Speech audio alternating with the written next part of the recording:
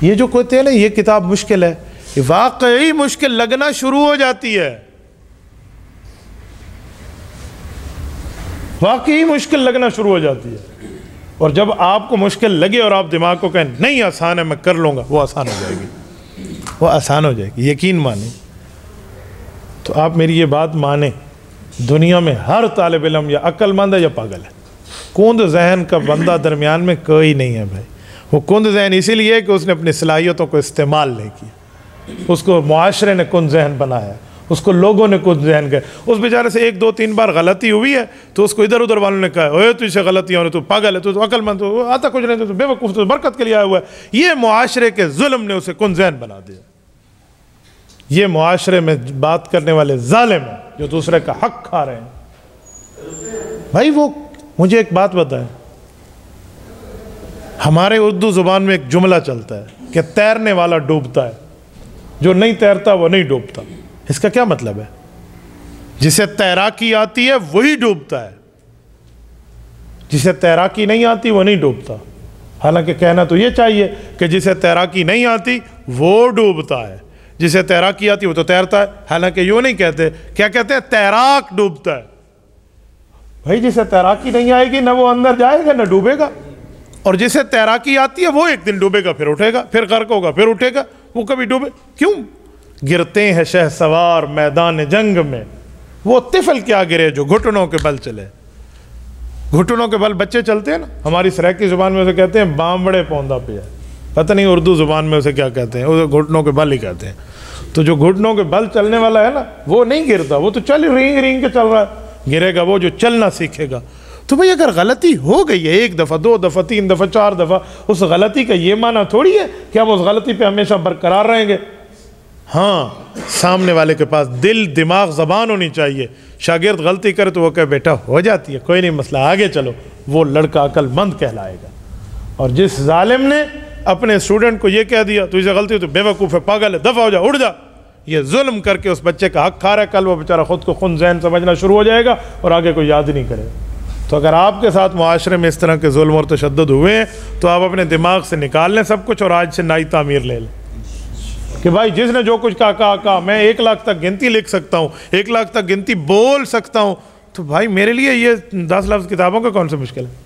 16 صفحوں کی آج کی فائل ہے ایصال ثواب کی، یہ کون سی مشکل ہے؟ بھائی سفیان ابھی دیکھ کے مجھے کہہ رہے تھے استاد جی یہ تو بہت موٹی فائل ہے، میں اس پہ کہہ سکتا تھا ہاں ہم یہ موٹی موٹی فائل پڑھاتے ہیں، دیکھا ہمارا کام کتنا مشکل ہے۔ میں نے یوں نہیں کہا، میں یوں کروں گا تو اس کا حق کھاؤں گا۔ میں نے کہا بیٹا ایک طرف لکھا ہوا ہے ایک طرف خالی ہے، 16 صفحے نہیں اصل میں 8 ہے۔ کہتے اچھا ٹھیک ہے، دیکھو اس کا ذہن، آپ ہنسے نہیں، میں درد دل دے رہا ہوں، ورنہ میں کہہ سکتا تھا ایسی تو مشکل پڑھا دیں تو انو کی پتہ، تو یہ مجھے مانتا خود کو ختم کر دیتا تو وہ کیا فائدہ ہے؟ چراغ سے چراغ جلاؤ، ایسا جواب دو دوسرا اس پہ تیار ہو جائے۔ آپ کو پتہ ہے میں آج تک تیراکی نہیں سیکھ سکا، کرتا ہوں تیراکی ٹیڑھی میڑھی، پوری نہیں کر سکتا۔ پہلے دن میرے ذہن پہ یہ ڈالا گیا تھا کہ تیراکی مشکل ہے، ڈوب جاؤ گے، اور میں نے کئی کو تیراکیاں سکھائی ہیں، ان میں میرا بھانجا کامران علی قریشی شامل ہے۔ کامران کی قد مجھ سے آدھے ہے، میں تو بہت لمبا ہوں، وہ تو بہت میرے خیال میں 4 فٹ ہی ہے، وہ چھوٹی قد ہے اس کی، اور وہ تیراکی سیکھ گیا۔ کیوں؟ اسے میں نے سکھائی ہے، جو غلطیاں میرے ساتھ کسی نے کہی تھی نا وہ میں نے اس کو نہیں کہی۔ میرا پاؤں ڈوبتا تھا نا، میں اسے کہتا تھا بیٹا ڈوبے نہ دو نا، پھر اٹھو گے آپ۔ اسے 4 فٹ کے پانی میں نے تیراکی سیکھی، اسے 8 میں لے گیا، اور مجھے 8 میں جاتے ہوئے ڈر لگتا تھا، اور میں نے اچھے بھلے غڑوتیاں چڑوتیاں کھائی ہیں پانی میں نہیں سیکھ سکا۔ پہلے دن خشت اول چون حد میں مار کج تا سریا میر اود دیوار کج، پہلی اینٹ وہ ٹیڑھی رکھ دینا تو اونچی دیوار تک جانے میں مسئلہ بن جاتا ہے۔ ہاں پہلے دن سے میں ڈیلیٹ کر کے ایک بار پھر شروع کروں تو الحمدللہ مسئلہ نہیں ہے سیکھنا۔ تو یہ اسی لیے کہہ رہا ہوں کہ اپنے دماغ کو صحیح رکھنا شروع، کسی ساتھی سے غلطی ہو جائے، کسی دوست سے غلطی ہو جائے، آپ مولوی بن چکے ہو، آپ نے PhD اور تخصص کر کے معاشرے میں جانا ہے، آپ کی کسی سامعین میں غلطی ہو جائے، آپ کی بیان سننے میں کسی کے سامنے غلطی ہو جائے، آپ کے شاگرد سے ہو جائے، آپ کی اولاد سے ہو جائے، انہیں تانا نہ دو، تانا دو گے آپ نے اس کا حق کھایا، تانا نہیں دینا آپ نے۔ لوگ الٹے الٹے سوالات کریں گے، آپ نے روش نہیں بدلنی۔ ہمارے حضرت مولانا عزیز محمدی رحمۃ اللہ علیہ تعالیٰ سے، ڈیرہ اسماعیل خان کے بہت بڑا نامی گرامی نام ہے، حضرت مولانا فرماتے تھے کہ میں نے جمعہ کا بیان ختم کرنے لگا، ایک دیہاتی بزرگ آ کر اس وقت بیٹھے تو میں نے جمعہ کا بیان ختم کر لیا کہ میرے ٹائم پورا ہو گیا تھا۔ ان نماز کے بعد مجھے کہا کہ مولانا ہم اتنی دور سے آپ کے لیے آتے ہیں اور آپ نے فوراً بیان ختم کر دیا، حالانکہ فوراً تو نہیں کیا تھا، وہ لیٹ آئے تھے۔ تو اگلے جمعے میں پھر وہ اسی ٹائم پر آئے اپنے لیٹ انداز میں، یہ بیان ختم کرنے لگے تھے، اس کو دیکھ کے 10 منٹ اور کر لیا۔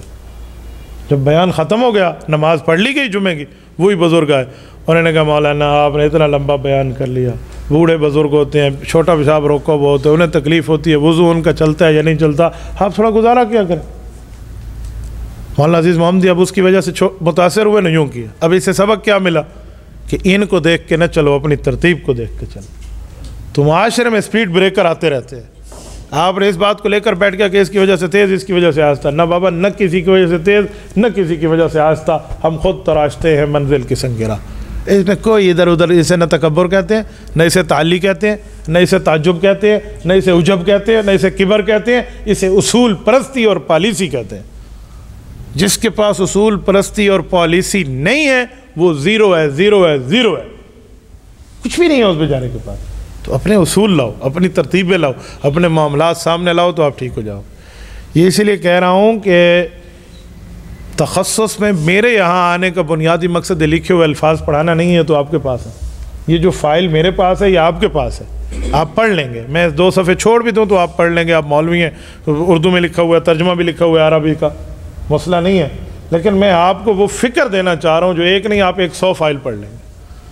یہ آج تک آپ کے ساتھ کسی نے بے وقوفی کی ہے نا کہ یہ فن مشکل ہے، وہ نحو ہے، وہ منطق ہے، وہ فلسفہ ہے، وہ بلاغت ہے، وہ صرف ہے، کچھ بھی ہے، تو یہ دماغ سے نکال لیں بابا، کوئی چیز مشکل نہیں، کوئی ہی مشکل نہیں۔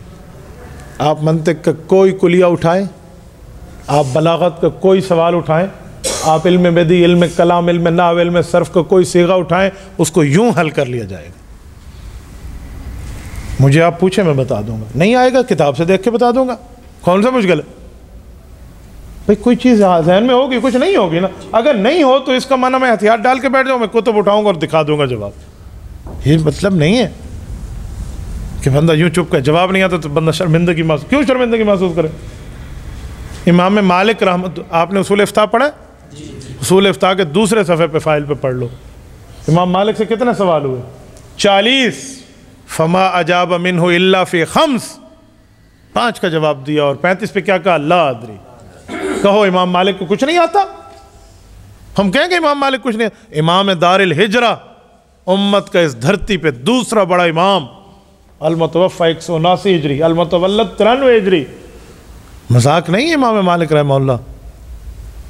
تو وہ فما اجاب منہ الا فی 5، 5 کا جواب دے رہا ہے، اس کی کوئی وجہ ہو سکتی ہیں، ہو سکتا ہے سامنے والا اس جواب کو ہضم نہ کر پائے، ہو سکتا ہے سامنے والا شرارت پہ پوچھ رہا ہو سکتا ہے امام مالک رحمہ اللہ کے ذہن میں نہ ہو، تو اس کا کیا معنی ہے؟ جس کو جواب نہیں آتا وہ زیرو ہے۔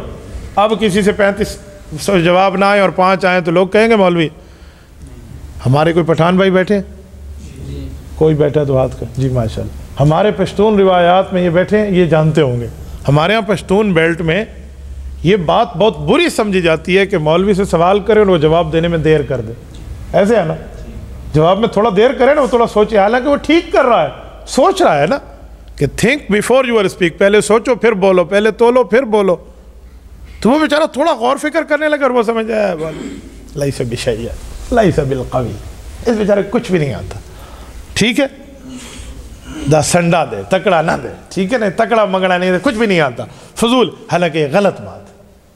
وہ اگر غور و فکر کر رہا ہے تو وہ تو بہت اچھا ہے، وہ غلط بتا دے فوراً اپنی بے عزتی چھپانے کے لیے تو پھر اچھا ہے تمہارے لیے، تو بھائی ایسے نہیں ہوتا۔ اسی لیے اپنے اندر تحریک پیدا کرو اور اپنے آپ کو سمجھو کہ میں نے جو پڑھا ہے مجھے آتا ہے الحمدللہ۔